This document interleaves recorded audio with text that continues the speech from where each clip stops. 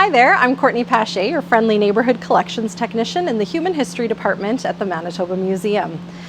Today I'm going to talk to you all about a very niche part of our history collection, and that is toys from the 1980s. You may be wondering to yourself, Courtney, how are you collecting toys that I actively remember playing with as a kid?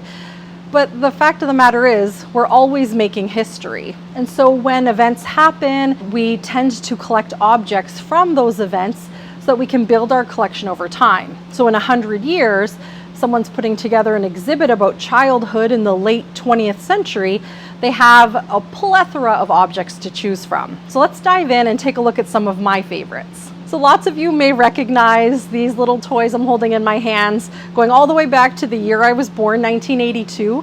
Hasbro released the My Little Pony series. This has eventually ballooned into many TV shows and then has been reincarnated over the years, including the Friendship is Magic series. These are some of the OG My Little Ponies.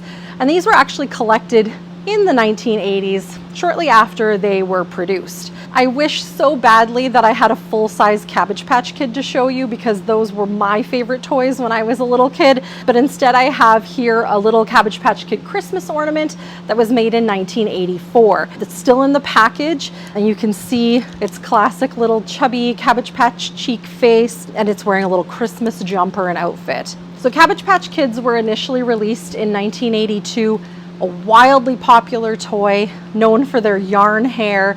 I would love to see some in our collection because I think it's such an important part of North American childhood from the late 20th century. This is a fun to dress Barbie.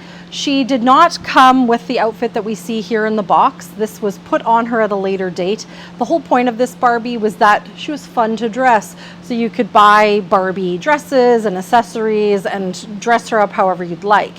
The original doll came with just a pink camisole and a pair of shorts, and you would have bought this around 1989. The next piece I'm going to talk to you about is a little bit meta in that these are toys, but they're toys that you would have received in a McDonald's Happy Meal in the late 1980s or early 1990s. Here we have Gobo, and Gobo's driving his little carrot car.